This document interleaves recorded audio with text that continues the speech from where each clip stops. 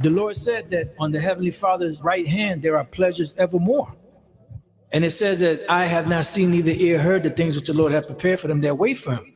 You know, there's a whole nother world that awaits us when the kingdom of heaven is established. It's not seen in this society. In this society, we only see carnal things that reason offers in this society. But when the kingdom is established, the Lord is going to open us up to a whole nother world, you know, of pleasure, of knowledge, of wisdom, understanding, you know, just, I mean, can't even be put into words. You know, because our imagination only goes but so far. But as it is written, eye hath not seen, nor ear heard, neither have entered into the heart of man the things which God hath prepared for them that love him. But God hath revealed them unto us by his Spirit. So we're being restored, but we're not going to be restored to what we used to have. We're going to be restored to something even better. And this is why the second covenant, which was established upon better promises, is a better fit for us. But now hath he obtained a more excellent ministry, by how much also he is the mediator of a better covenant, which was established upon better promises. For if that first covenant had been faultless, then should no place have been sought for the second. For finding fault with them, he saith, Behold, the days come, saith the Lord, when I will make a new covenant with the house of Israel, and with the house of Judah, not according to the covenant that I made with their fathers in the day when I took them by the hand to lead them out of the land of Egypt, because they continued not in my covenant, and I regarded them not, saith the Lord. For this is the covenant that I will make with the house of Israel after those days, saith the Lord. I will put my laws into their mind, and write them in their hearts, and I will be to them a God, and they shall be to me a people. And they shall not teach every man his neighbor and every man his brother, saying, Know the Lord, for all shall know me, from the least to the greatest. For I will be merciful to their unrighteousness, and their sins and their iniquities will I remember no more. In that he saith a new covenant, he hath made the first old. Now that which decayeth and waxeth old is ready to vanish away.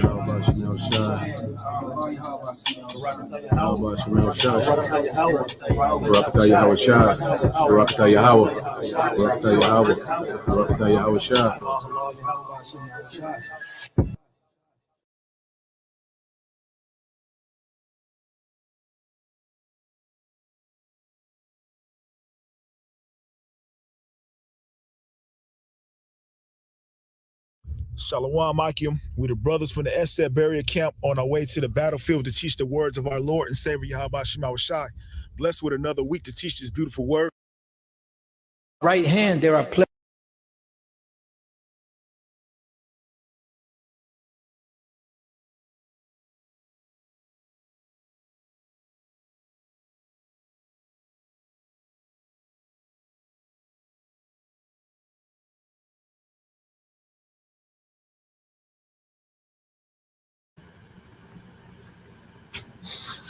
All right, Shalom. First and foremost, I would like to give all praise and glory unto Yahweh, Bahashem Yahushua, Bahashem Rakakwadash.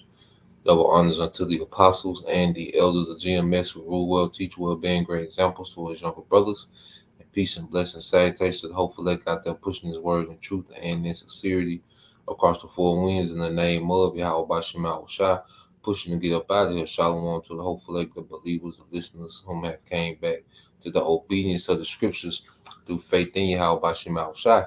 All right, and what I want to get into, all right, tonight, all right, is dealing with, okay, how Esau has limitations, you know, so-called white men, all right, who are the biblical Edomites, okay, and the devil and the wicked that the Bible speaks of, they have limitations. Okay, and we're going to discuss these things, how it relates to the war in heaven, okay, and how this man is limited, okay, and what he can and cannot do, okay. Now, this is my first live stream on this new laptop. You know, y'all let me know how it sound. You know, it should be a little smoother, you know, than the old Okay, this one here supposed to be a little faster, supposed to be a little seamless, you know.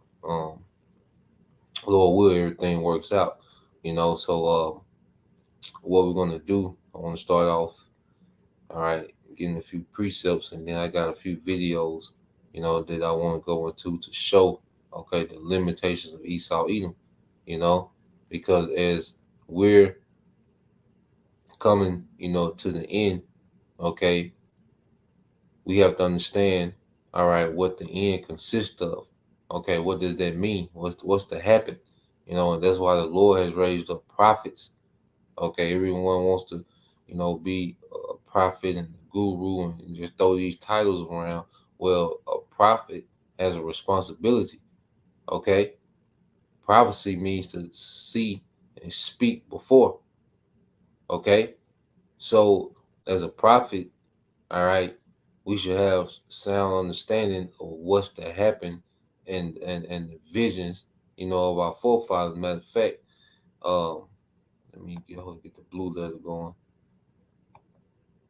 you know, just roll in the spirit, and then we'll go into those videos. Okay, now, um,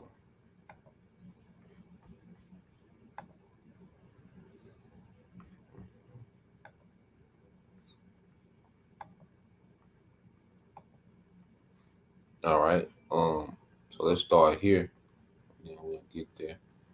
So let's start here in Habakkuk chapter 2. Okay, this is the book of Habakkuk chapter 2, verse 3. It says, "For the vision is yet for an appointed time, but at the end it shall speak and not lie." Okay, so we're in the time of the visions speaking. I'm going to read up from verse 1. All right, this is Habakkuk 2 and 1. It says, "I will stand upon my watch and set me upon the tower, and I will watch to see what he will say unto me." Yeah, see, we're on the watchtower. Okay, and that's an actual duty. You know, there was an actual occupation in the ancient world where men, okay, were entrusted to watch out and see what was going on outside of the city walls. Okay, because you have to remember the hopeful elect, all right, is likened unto a city. Okay, it's likened unto Jerusalem. Okay, and as prophets and watchmen, you know, we're on our watch. We're upon our tower. Okay, and the tower will be taller, okay, than the wall, so it can what? It can see beyond. Okay, prophecy is to see beyond the current and see what's to come. A watchman will be on the tower and we can see far out. Okay, because of the perspective that he had. Okay, well, we have a perspective through the spirit that allows us to what? To see, all right, beyond what's to happen. Okay, and it says, "And what I shall answer when I am reproved." Okay, and it says, verse 2, it says, "And the Lord answered me and said, Write the vision and make it plain upon tables, that he may run that readeth it." So what we're doing, our forefathers had the visions of things that happen in end time. Okay, things that will usher in the second coming of Yahushua. Okay, that will usher in the destruction, okay, of the rulership of the heathens. All right, the rulership of Esau Edom, okay, which will be the last heathen to rule, which is the so-called white man, not Japhet. Okay, the so-called white man, according to biblical prophecy, is Esau Edom. Okay, so our forefathers seen vision of these things. We read Isaiah 63, "Who is that with dyed garments?" All right, all right, "Who is that coming from Edom with dyed garments from Basra?" Well, that's a vision that Isaiah actually seen. When we go into the Charagma, okay, going into, you know, Revelation 13 and 16, well, that's a vision that John the Revelator actually seen. Okay, these are the visions of our forefathers, and now we have the understanding, and the things that they spoke of now have come into existence. Okay, the missiles, Okay, the fighter jets. Okay, all these things have come into existence. That technology exists now. All right, the MOTB. Okay, which is that C-hip. All that technology exists now. So now we can read and run with it and make it plain. Okay, for the believers, man. Okay, it said that he may run that readeth it for the vision yet for an appointed time, but at the end it shall speak and not lie. Though it tarry, wait for it, because it will surely come, it will not tarry. Okay, these things are here. These things are upon us, man. Okay, everything is playing itself out. Okay, they finna do a trial with the CBDC, the digital currency. Okay, which will be the currency of the NWO. Okay, you have Russia, all right, pretty much prepping to go into the EU. Okay, you have civil unrest, division, uproars of the people. All these things are happening in real time, which was spoken of to happen. All right, in the time of the end. Now I want to go here, okay, because the ultimate clash is going to be between Yahweh Shai and this realm. Okay, Yahweh Shai is coming from the spiritual realm to wage war, okay, with this realm in righteousness, man. Okay, and it's an account of it here. When you go to Revelation 12 and 7, it says, "And there was war in heaven. Michael and his angels fought against the dragon, and the dragon fought and his angels." Okay, and Michael, what does he represent? Okay, the armies of heaven, and he's under Yahweh Shai. He's going to be all right under Yahweh Shai. Okay, but under him, when anything about military, there's rank. Okay, so it just lets you know that Michael, okay, is going to be over other angels. You see, and Yahweh Shai is going to be above them all. Okay, and this dragon is what, man? The revived Roman Empire. Okay, except this Roman Empire has nukes and fighter jets. Okay, and all type of new technology. Okay, modern technology. You see, and at the forefront of the clash to come is going to be these Edomite militaries, man, beginning with America, EU, NATO. Okay, that's who's all right going to clash with Yahweh Shai and the angels and be beat to powder, man. And he's going to tell you, verse 8, "And prevail not, neither was their place found any more in heaven." Okay, he loses, and this is why Esau Edom, okay, wants to do away with the Bible, because he loses. In every scenario, he loses. He doesn't prevail within prophecy, man. This is why he's trying to fight and scratch and claw for another way. Okay, and it says, "And prevail not, neither was their place found any more in heaven." That's in rulership. Okay, the war in heaven is speaking of the war in the atmosphere.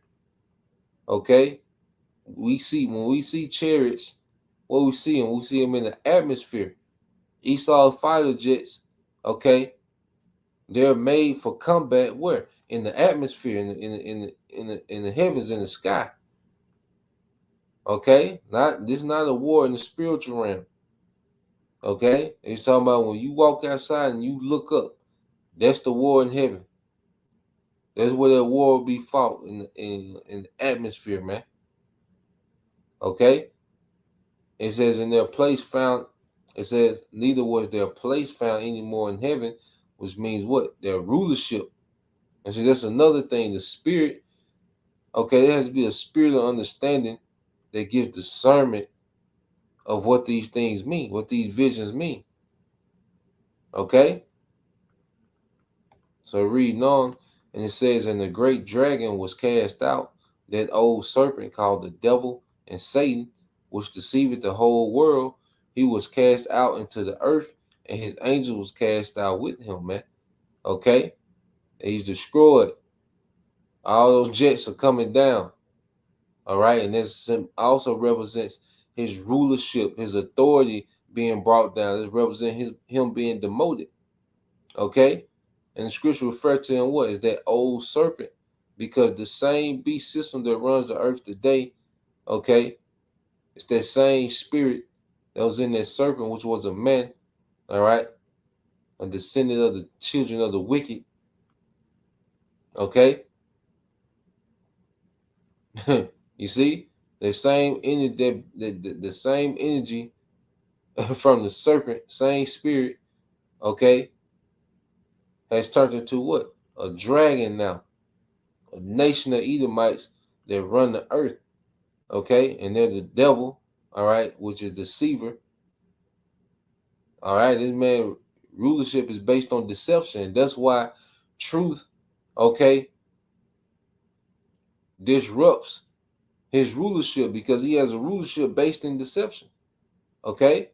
It says called the devil and Satan. What's Satan? The adversary, Shaitan. He's been adverse to any type of righteousness in the earth. So it's going to lead to a physical war, all right, where he's defeated, okay? He's obliterated and he's demoted in the earth. You see? Now, what I want to do is go here to Isaiah, all right, 31.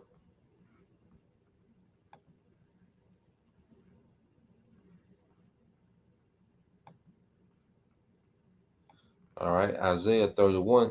It says, woe to them that go down to Egypt for help and stay on horses and trust in chariots because they are many, and in horsemen because they are very strong. Okay? And the masses, I'm speaking of our people, okay, they trust in, all right, the power structure of America, man. Okay, which is spiritual Egypt. And see, you gotta be spiritually discerned to understand these things. Now, our people would make alliances with, literal Egypt, back during the time of Isaiah. Okay. You had the Northern Kingdom, okay, will make alliances to try to have aid, against the Assyrians. That was a superpower in the earth. And then you had the Southern Kingdom that will make alliances, all right, as an aid, against, Babylon. Okay. And Isaiah is telling them, woe to them. They go down to Egypt for help. They went to Egypt, a heathen nation, for help. Okay. Instead of trusting in Yahweh Shema Shai. Okay. Because Egypt was known for its chariots. Okay. Those actual chariots back then. Okay. But in the spirit, what is this saying to us now? Okay. Speaking of spiritual Egypt. Okay. And their chariots, which are what? They're fighter jets, man. All right. Would you go into America, has over 4 times more fighter jets and aircrafts, than the next nation, which is Russia, man. Okay. It says because they are many, and in horsemen because they are very strong, but they look not unto the Holy One of Israel, neither seek the Lord. Now, let me try to find. I might can find that. All right.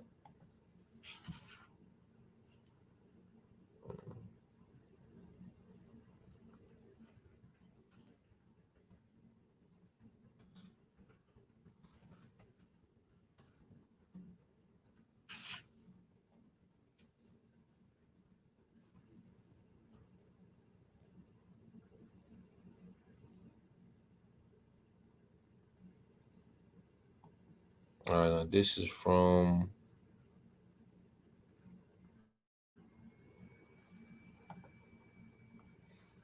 let's see.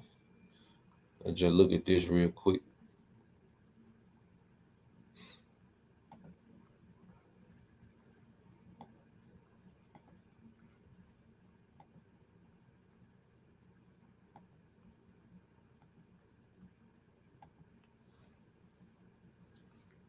Let's see, y'all can see it.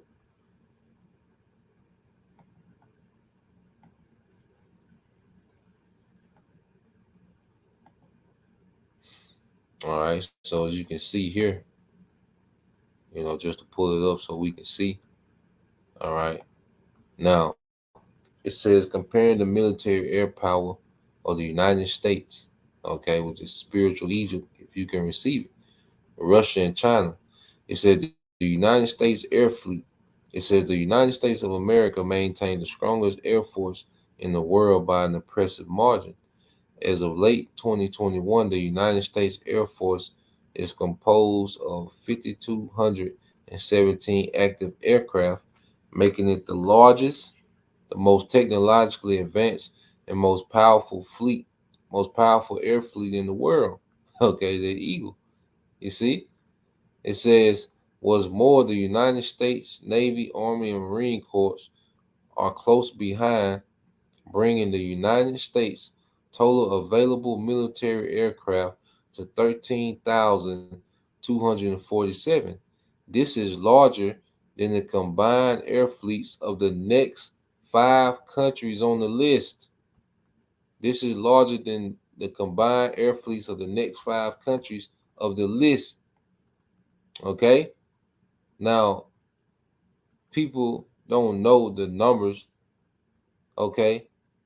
A lot of people, the average person doesn't know these numbers, but they trust in America because of what? America's reputation in war. Okay? But when you go into the numbers, they do, all right, have an extremely large air fleet. Okay? With Russia and China and then India. Okay? And then you have the literal Egypt, which is fifth. Okay, just in case everybody want to be cute and go to little Egypt. All right. Hell no. America has 12,000 more aircraft carriers than Egypt, man. But just show you how in the spirit prophecy, okay, how detailed prophecy is, man. Okay. So the things, all right, that were are now. Okay, there's no new thing under the sun. Okay. So let's go from there. Just wanted to show that. All right, for the sake of edification. All right, so let's go back to Isaiah 31. All right, this is the book of Isaiah 31. I read one again. It says, "Woe to them that go down to Egypt for help and stay on horses and trust in chariots, because they are many." Our people still voting. Okay, our people are still bought in. Okay, to this power structure, man. Okay, it says, "And the horsemen, because they are very strong, but they look not unto the Holy One of Israel, neither seek the Lord." And another thing, the military is what's holding up, the American economy, which gives the value to the dollar. Okay, because it's a fiat currency, and fiat currency pretty much means just let it be. And people deal with the dollar because, hey, they don't want to deal with that that military. Okay. Verse 2 says, "Yet he also is wise and will bring evil, and will not call back his words, but will arise against the house of the evildoers and against the help of them that work iniquity." See, the Lord's finna bring evil on this place. He don't give a damn about no 13,000 aircrafts, man. Okay? Because we're going to see that Esau's power is nothing compared to the power of Yahweh Shai. See, all power was given to Yahushua, not no damn Edomites. Okay, they're limited. And say we're going to see, we're going to expound on it. It says, but will arise against the house of the evildoers and against the help of them that work iniquity. Now the Egyptians are men and not the Most High, and their horses flesh and not spirit. Okay. Now the ancient world horse was a representation of what? A military vehicle. Okay. Horses were used for military vehicles. What are those horses now? They are swift and have power. Okay. These chariots, the fighter jets. The Air Force is a modern day cavalry, man. Okay. And it says, and not spirit, when the Lord shall stretch out his hand, which is Yahushua, both he that helpeth shall fall.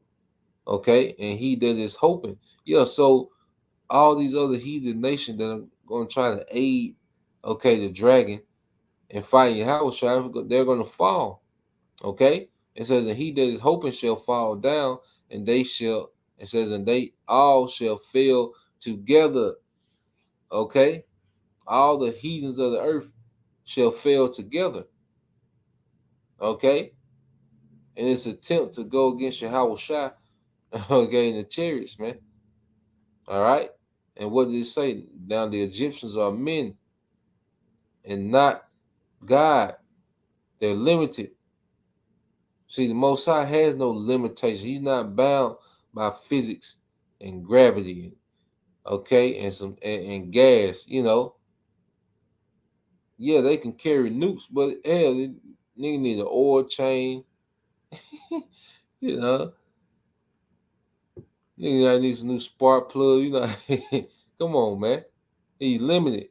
So I'm gonna get the video and go into it, and then we'll get back to the preset. I got 2 videos to show.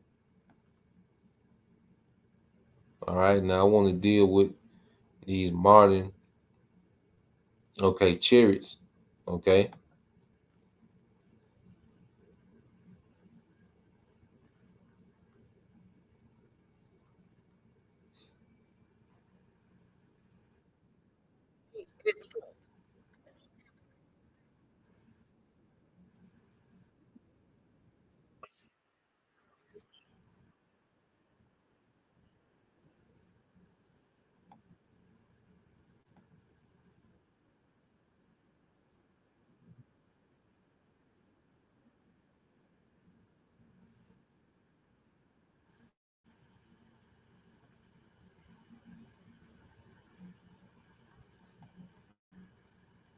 So I'm gonna pull this up.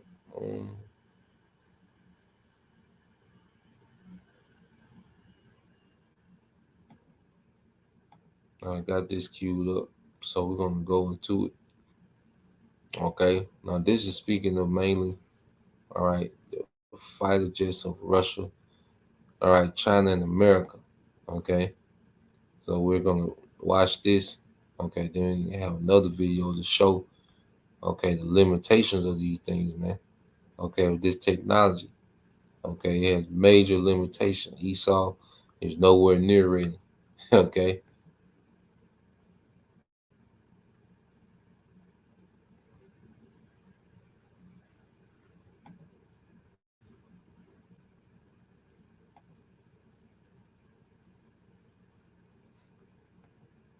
Y'all let me know how it sound, you know, and if it's playing smoothly, you know. Like I said, I was blessed with a new laptop, so you know, Lord will, hey, we back at it.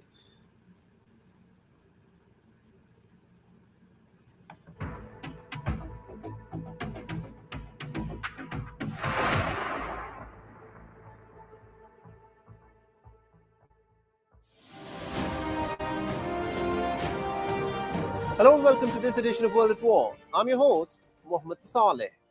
China's President Xi Jinping this week has asked the People's Liberation Army to focus all of its energy in preparation of a war. But Xi Jinping has made similar such statements in the past as well. In 2013, and also in 2017, immediately after securing power in Beijing. But the rhetoric this time round is much more strident. And what has troubled the military strategists in the West is the fact that China's military mobilization in East Asia will overmatch that of the United States by as early as 2024. At what point will Beijing decide to pull the trigger to reunite Taiwan is difficult to predict. But the military arsenal to accomplish such a feat has been steadily and meticulously built up using its growing financial muscle and technological prowess. At the recently held Zhuhai Air Show, China flaunted its fifth-generation J-20 fighter jets that so far have largely remained shrouded in secrecy. Nicknamed the Mighty Dragon, the Chengdu J-20 fighters are a twin-jet all-weather fighter aircraft that are designed for air superiority missions with precision strike capabilities. There is no universal definition that is agreed upon for a fifth-generation fighter jet, but typically, a fifth-generation fighter must include stealth capabilities, low probability of intercept radar, agile airframes, super cruise performance, advanced avionics, and the C3 capabilities of command, control, and communications. At this moment, only 3 countries in the world can boast of having fifth-generation fighter jets. The United States with its F-22 Raptors and the F-35 fighters, China with its J-20 aircraft, and the most recent entrant, Russia with its Sukhoi Su-57 fighter jets, which entered into service with Russian Air Force on the 25th of December in 2020. So how do these fifth-generation fighter jets compare against each other in a head-to-head contest? So let's start this comparison by looking at the J-20 spec sheet. With a wing area of about 73 square meters, the J-20 fighter jet has a maximum takeoff weight of 37,000 kilograms. The J-20 can also hit a maximum speed of Mach 2. It has a maximum range of 5,500 kilometers with 2 external fuel tanks. The fighter has a maximum weapons carrying capacity of about 11,000 kilograms. A whole host of different missiles can be deployed, including several types of air-to-air missiles of varying ranges. The J-20 is also interestingly equipped with what are known as anti-radiation missiles, through which the fighter jet can detect and destroy enemy radars, jammers, and radio devices. A single J-20 fighter jet is estimated to cost about $120 million. Many military analysts say that the J-20 borrows heavily from the F-22 Raptor, but a closer inspection shows that the J-20 may have both Russian and American DNA. But perhaps the weakest point about the J-20 fighter jet is that it has not been tested in combat yet. The most recent entrant into this elite club of fifth-generation fighter jets is the recently inducted Russian Sukhoi Su-57. This multi-role fighter is capable of aerial combat as well as ground and maritime strikes. Now, the Su-57 incorporates stealth capability, super maneuverability, integrated avionics, and also substantial internal payload capacity. The spec sheet of the Su-57 is pretty impressive as well. It has a wing area of about 78.8 square meters, a maximum takeoff weight of 35,000 kilograms. The Su-57 can hit a max speed of Mach 2 and has a maximum range of about 4,500 kilometers with 2 outboard fuel tanks. But it is the variety of weapons that it can carry and fire that makes the Su-57 outshine the J-20. The Su-57 has 12 hard points in which it can carry air-to-air, air-to-surface, anti-ship and anti-radiation missiles. The United States is the original pioneer of fifth-generation fighter jets. For our comparison, it is important to look at the F-35 fighter jet, which is a stealth capability, multi-role combat aircraft that performs both air superiority and strike missions. Developed by Lockheed Martin, the F-35 is also capable of electronic warfare, intelligence gathering, surveillance, and reconnaissance.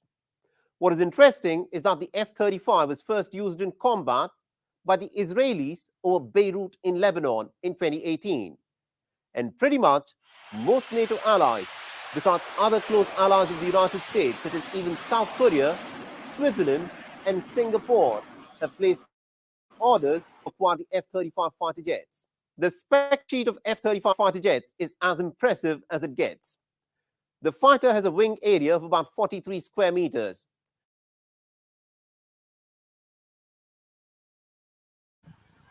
So you see how he said most of the NATO nations, okay, are ordering these jets, okay?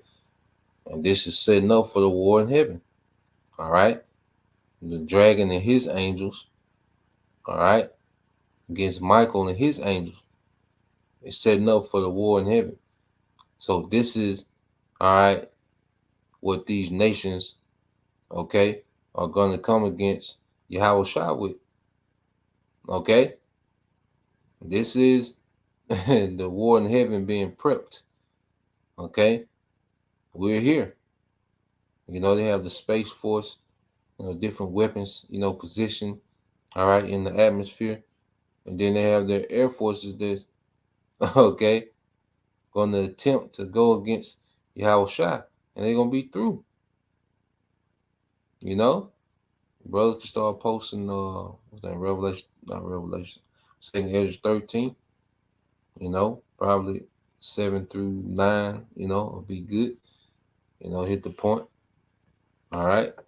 So we're going to continue on. All right. But these are these nations' latest, you know, fighter jets. Okay.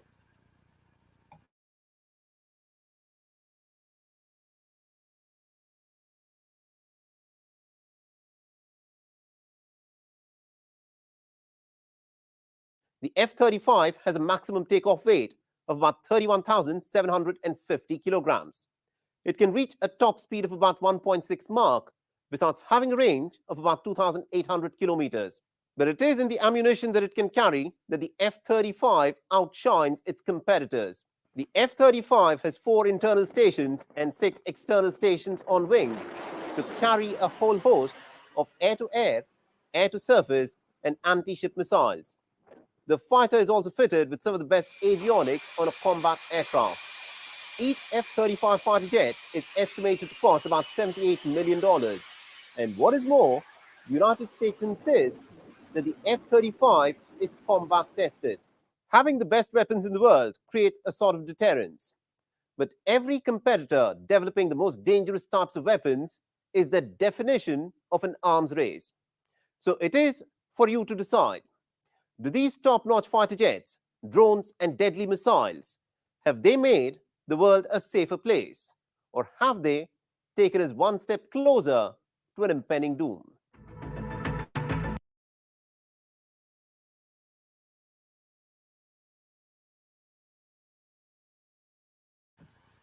And we know the answer to that. Okay. It has brought you closer to a doom. Okay. So now, like we say, our forefathers, you know, John the Revelator, he's seen the vision in Revelation 12, but now the technology is here to fulfill that vision, man. Now you know that we're in that appointed time of these prophecies, all right, to unfold. Okay. And another note, real quick, we get these precepts, is to understand when they talk about Mach, you know, because the next video is going to be dealing with Mach. And what Mach is the speed of sound. Okay. And the speed of sound is 767 miles per hour. All right. It's 1 Mach equals 767 miles per hour. Because what will happen, you got this thing called the sonic boom. I know my father used to take me to the air show, you know, when I was younger, you know, like 7, 8, you know, and they had the jets. I think they was like the F-14s then, you know, and they would come down here and they would do, I think they was called the Blue Angels, if I'm not mistaken, you know, but they would come down here and do air shows, and they would come and fly pretty close, and they'd come by, you know, and the jet will come through, and you really wouldn't hear, okay, the jet, okay, you didn't hear the motor, you didn't hear the engine, and then about 2 seconds later, you will hear the engine, the roar of the engine, but the jet will be leaving, it'll be gone, because it was actually traveling faster than the speed of sound. So you will see the jet come by, but you wouldn't hear anything. But then a few seconds later, you will hear, okay, what they call a sonic boom. You just hear the engine just roar coming behind it. Okay, so if they're traveling at 900 miles per hour, they will be traveling like 130 miles faster than sound. Okay, so when it will come through, the sound will come through later. You know, I was like, damn, you know, we were blown away. You know, especially being young. Okay, but I remember that, and let's say what you do.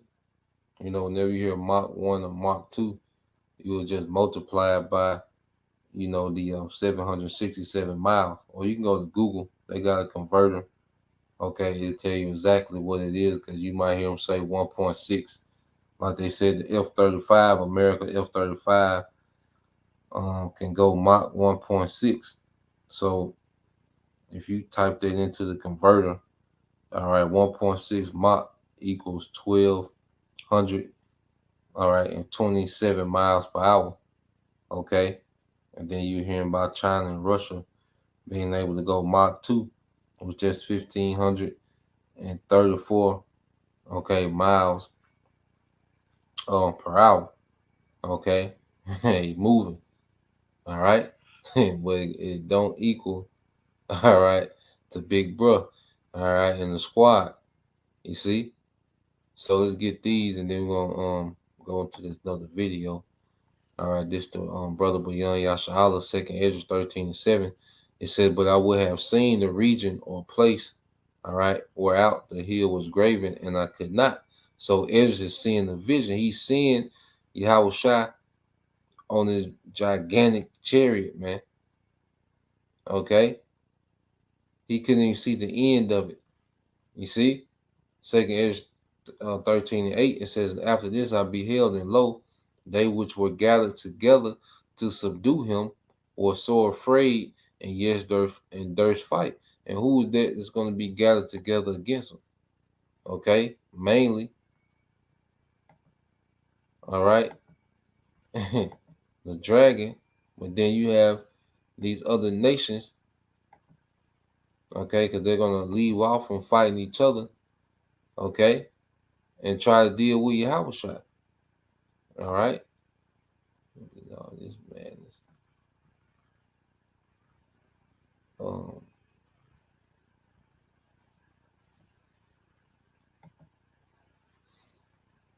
So when you go into it, you see United States, okay, Russia, China, all these nations had these aircraft, okay, North Korea, okay, Japan, Royal Saudi, Pakistan, you see, and these nations are going to want to do what? Come against, okay, Yahweh Shai. What they call it, the Star Wars pact under Ronald Reagan. He said, what if we all had one common enemy? He was speaking of Yahweh Shai. Okay?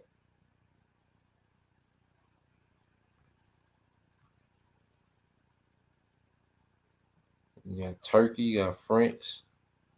Okay? All these nations are going to be gathered together to come against, okay, Yahweh Shai.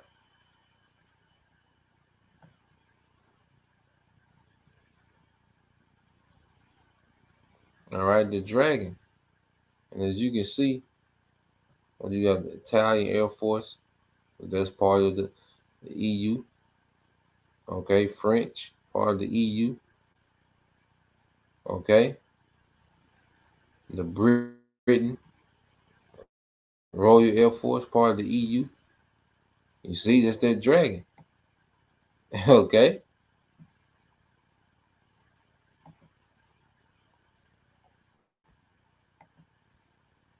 So let's read this again.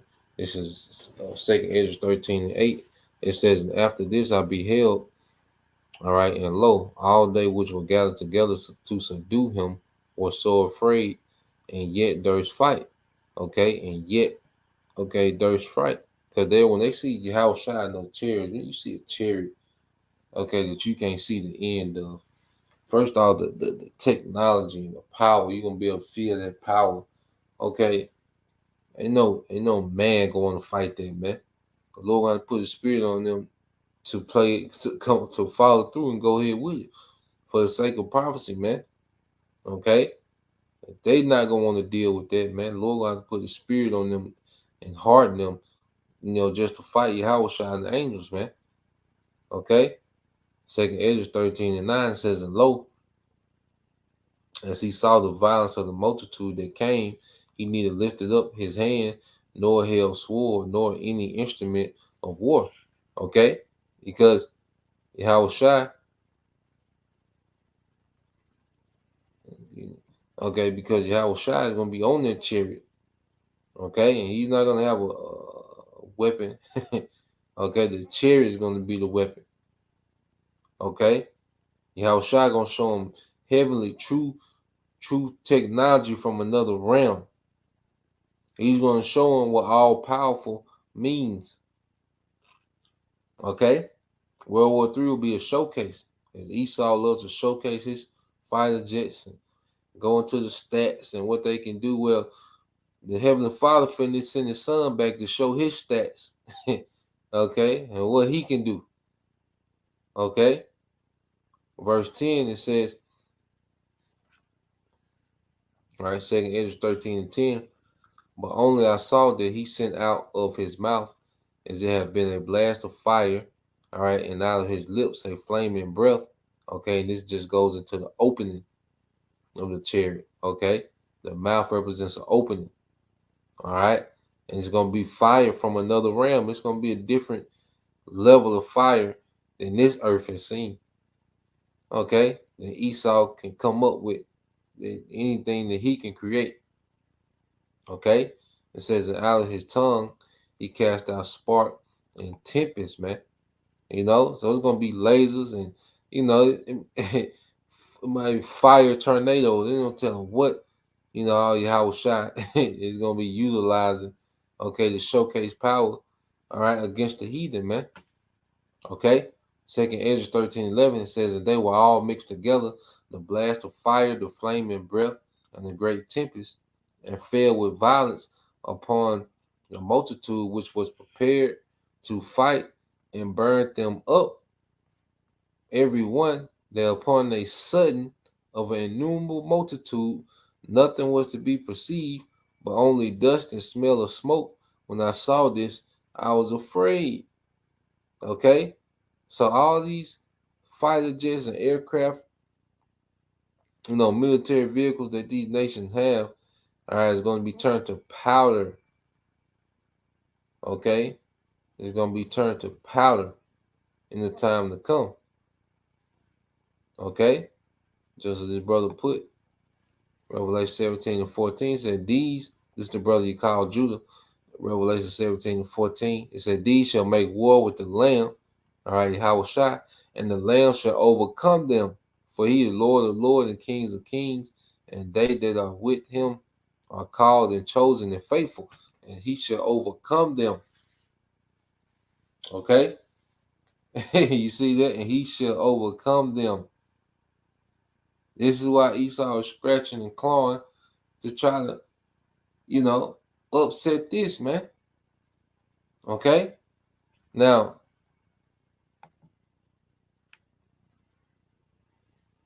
this man loses, man. We got a victory. See, we got a real victory over this devil, man.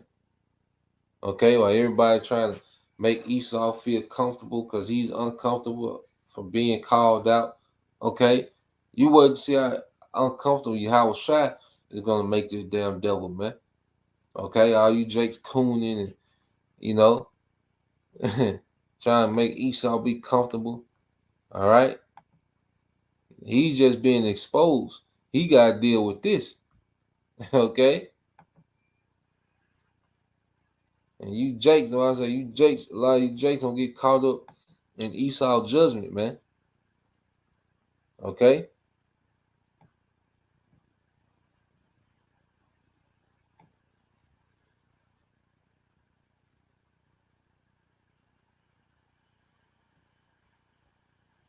So let's go here. Now this video is gonna go really into the limitations of Esau Edom's fighter jets.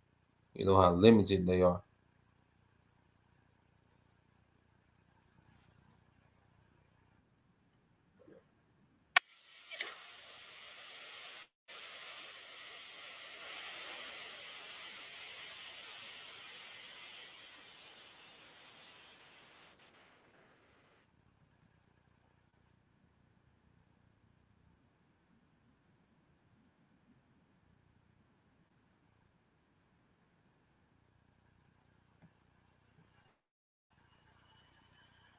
So let me cue this up.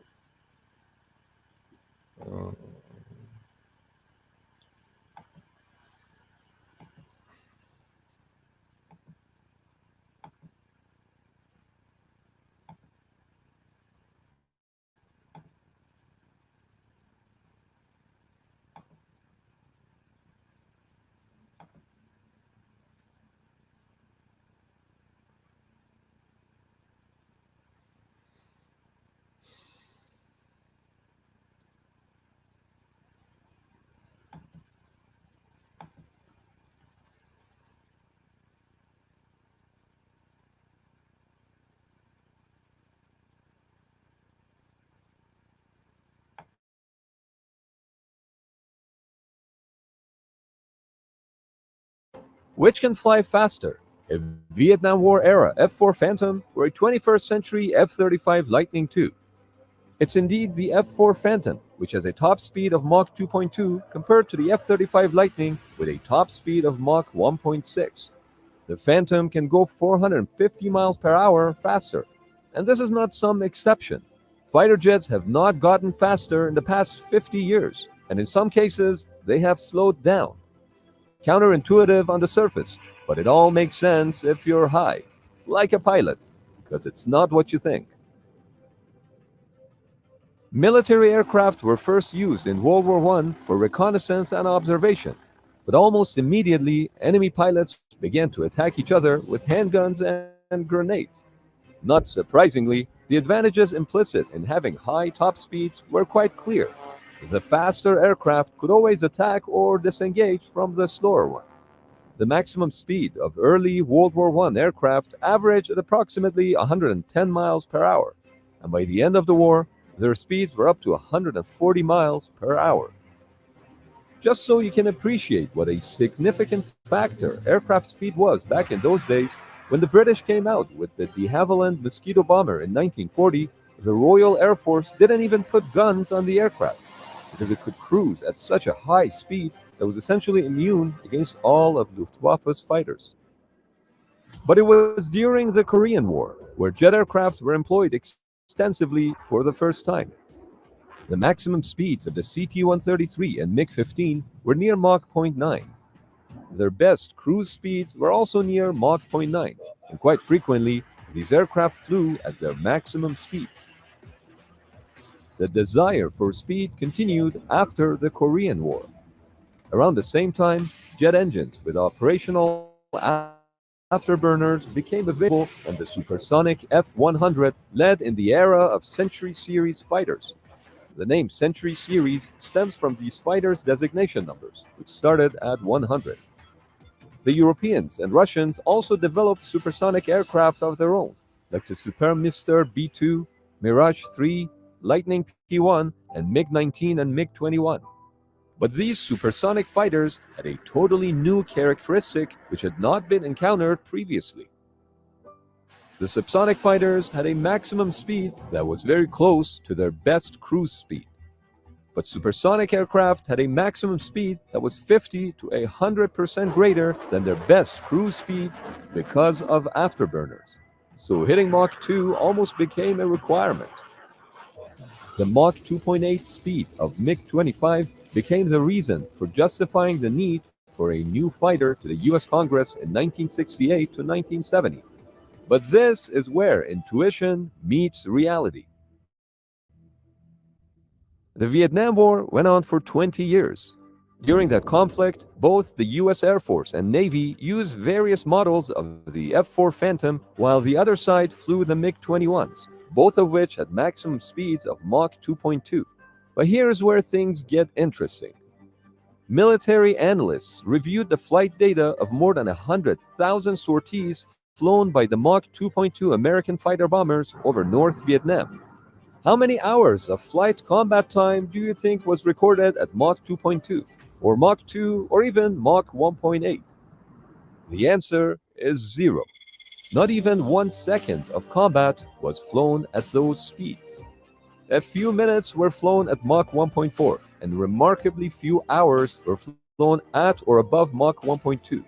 Remember, this is out of over 100,000 sorties over 20 years.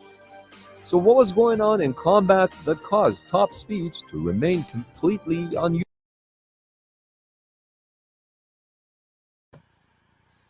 So what they're saying is that we hear that these fighter jets can go, 2.2, Mach, Mach 2.2, okay, all right, or Mach 2,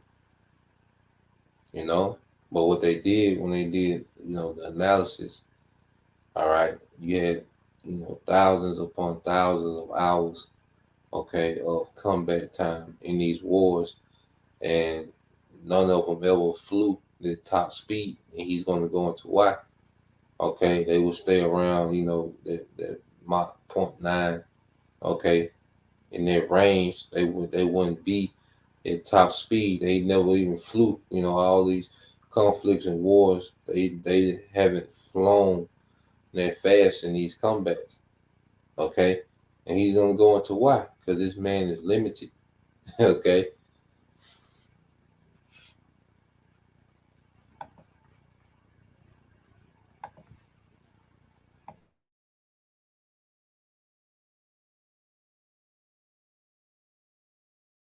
Utilized. Turn rate is a vital parameter when comparing air-to-air combat capabilities of different aircraft. The higher the turn rate, the more quickly an aircraft can change its heading. And being more maneuverable is desirable when you're chasing or are being chased. Because of this, pilots typically flew their aircraft at a speed that allowed for maximum turn rate. But maximizing the turn rate will inevitably drive down the speed to about Mach 0.7. Until an aircraft can be designed with its turn rate maximized in the supersonic range, air-to-air combat will occur at subsonic speeds. Now you might be thinking, having a top speed of Mach 2.2 at least allows the aircraft to get to the combat zone quicker, and then it can slow down to engage. That's true, but not so fast.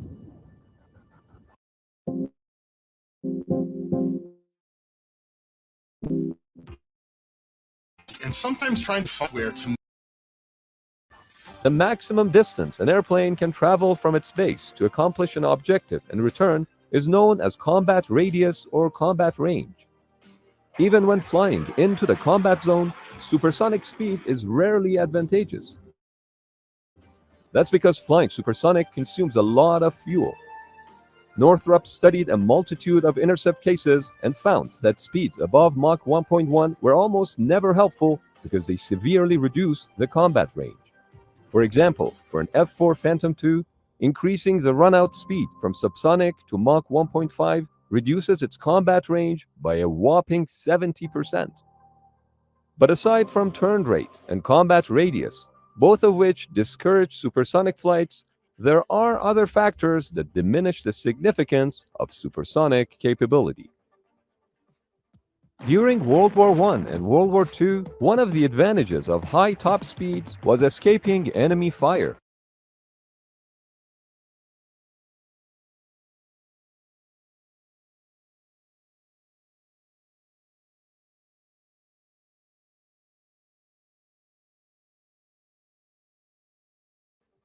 During World War I and World War II, one of the advantages of high top speeds was escaping enemy fire. But introduction of modern air-to-air and surface-to-air guided missiles changed all that. For example, the American AIM-120 air-to-air missile, which entered service in 1991, has a top speed of Mach 4, and some variations of the Russian S-300 missile have a top speed of Mach 7, more than twice as fast as the aircraft that is designed to shoot down. You can run, but you can't hide doesn't apply here. In fact, the very opposite is true. As it became clear that combat aircraft are not going to be able to defeat an air defense system simply by the virtue of speed, the strategy changed. You can't run, but you can hide. How about not getting detected in the first place? This emphasis on stealth further reduced the importance of speed. That's because supersonic speeds go hand in hand with increased heat signature of the aircraft. The use of afterburners, as well as the aircraft body heating up due to increased air resistance at supersonic speeds, make it easier for infrared sensors to detect the aircraft. This is why the maximum sustained speed of the F-22 Raptor was actually reduced from Mach 1.8 to Mach 1.6 to reduce the heat load on the leading edge of the composite wing and thus improving stealth. The original utility of military aircraft was reconnaissance, flying over, taking pictures, and returning to base. Compared to those days, the imagery technology available today is far superior, but requires more space than what can fit inside an SR-71 fuselage. The technological advancements in satellite and UAVs have proven more effective for imagery reconnaissance, which are alternatives to supersonic reconnaissance aircraft. Designing an aircraft that can handle supersonic speeds adds significant design complexities that need to be addressed. The higher the top speed, the more complicated things get. The need for complex air intakes to slow down the airflow to subsonic speeds adds weight. The need for high-powered, low-bypass engines usually means lower fuel efficiency. But these imposed changes that enable those top speeds negatively impact aircraft performance in high subsonic speeds. And going back to that study of the 100,000 sorties during the Vietnam War, the subsonic range is where these aircraft are mostly operating in. An aircraft like the F-35 has a top speed of Mach 1.6, but it can carry more missiles, is stealth, and has a bigger combat range, compared to a fighter like F-104, which had a top speed of over Mach 2, but suffered from a smaller combat range and could carry less armament. The new fighters are designed for marathons and not sprints.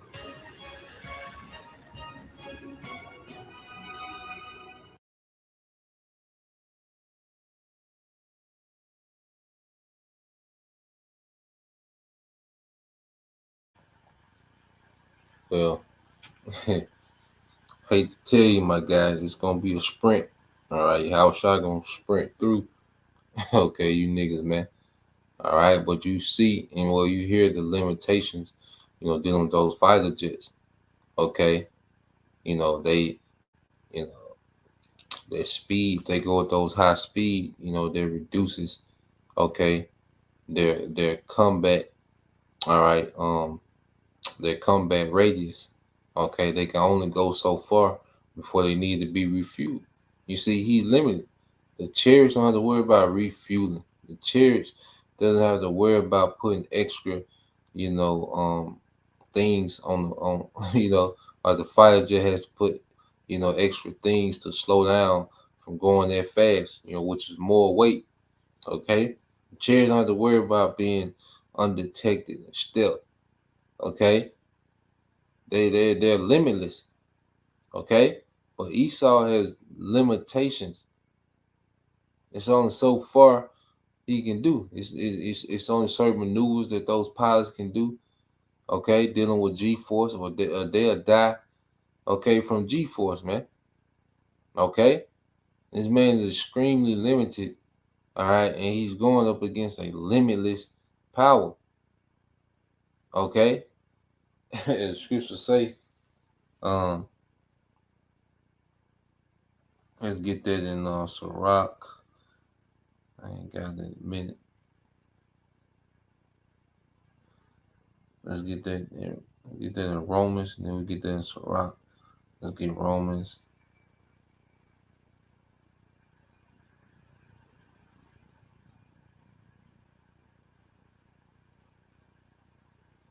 Let's get Romans 11 and 33. And then let's get the book of Sirach.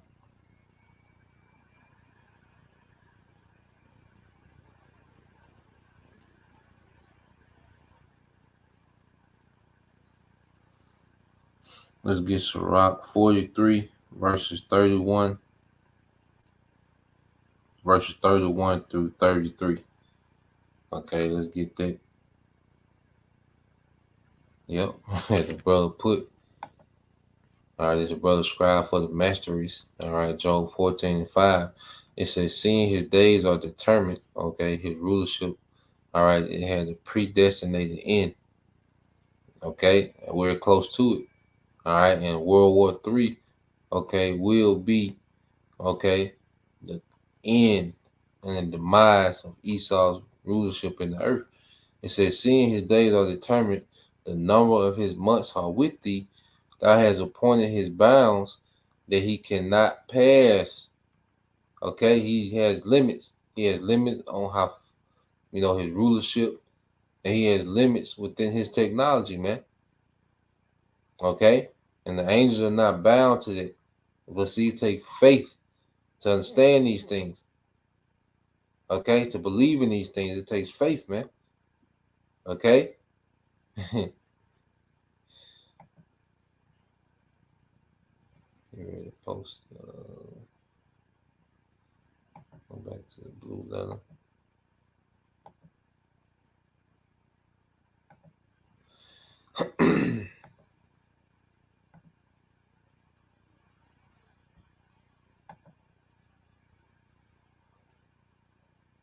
All right, so let's go back to the blue letter for a minute. This is all right. The book of Romans, chapter 11, verse 33. And it says, oh, the depth of the riches of the wisdom and knowledge of the Most High. See, those chariots are a representation of the knowledge and the wisdom of the Heavenly Father. Okay, it's a showcase of his wisdom, that type of technology, man. It says, how unsearchable are his judgments and his ways past finding out. See, they can't quantify a chariot. They can't say a chariot can go this fast. Okay, a chariot can always go faster. You see, it's limitless. It has this much, payload capacity. It can carry this many missiles. No, the chariot, all right, has unlimited ammo. Okay, which is fire from another realm. Okay, the ways of Yahweh Shema Shai are past finding out, and the devil wasn't set up, all right, to find out or to get on that level. See, Esau is nowhere near this level. Okay, let's read this in Sirach 43 and 31. It said, who have seen him that he might tell us, and who can magnify him as he is? There are yet hid greater things than these, for we have seen but a few of his works. And even the little that we've seen, that's a few of his works, man. Okay? And that's beyond past finding out. The chariot can, be big as the earth or small as a penny. They can go underwater, come out the water. They're on a whole nother level, man. Okay? This Sirach 43 and 32. It said, there are yet here greater things than these be, for we have seen but a few of his works. For the Lord have made all things, and to the godly have he given wisdom. And that's the elect, beginning with, his men. He has given them understanding and wisdom. To understand that there's a power that's above Esau, Edom, that's coming to judge this, man. Okay? That's wisdom within itself. Okay? So going back to Isaiah 31.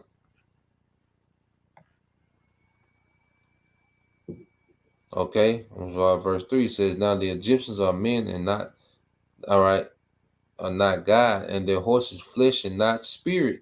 And we just seen that they limited. Okay, it's not the spirit ain't no limit. That's why with spiritual powers, it's going to be on a whole nother realm. Okay, brothers going to be turned up on another realm, a power beyond anything of this earth. It says, when the Lord shall stretch out his hand, both he that helpeth shall fall, and he that is hoping shall fall down, and they shall fail together. For thus said the Lord, for thus hath the Lord spoken unto me. Now it's going into Yahushua coming back. It speaks about the limitations, okay, of the heathen, okay, which is spiritual Egypt now, which is America. Okay, it goes into the limitation. All right, their horse is flesh and not spirit. But then it goes into Yahushua. It said, like as a lion and a young lion roaring on his prey, when the multitude of shepherds called forth against him, he will not be afraid of their voice. Okay? And Yahushua is coming back aggressive. He's coming back to aggressively deal with these heathens, man. Okay? It said, nor abase himself for the noise of them. So it's liking them to a young lion that's done got hold, okay, with sheep. Okay, he's going to have his way. He's going to devour their sheep, and he's not going to be concerned about, okay, anything else but that. It's going to be locked in. Okay, that's how Yahushua coming. He's going to be locked in, and mainly going to be who? Esau, Edom, and these other nations ain't going to be able to do nothing, man. Okay, verse 5 said, as birds flying, so will the Lord of hosts defend Jerusalem, those chariots. Defending also, he will deliver it, and passing over, he will preserve it. Okay, so we're going to, the chariots are going to be our vehicles of deliverance. As I say, the chariots of salvation. Okay, and they're also going to be utilized for what? The destruction and the bringing down, all right, of this Edomite power structure, man, this dragon. You see? So that was the point, Lord will. Okay, you brothers. All right, and you few sisters were edified. Just wanted to bring those things out. As I was watching those things, I've been sitting on it, waiting till the laptop came, but it came. We was able to get it off. Lord will, I can do some catching up, tomorrow on some things, on some documentaries and more things.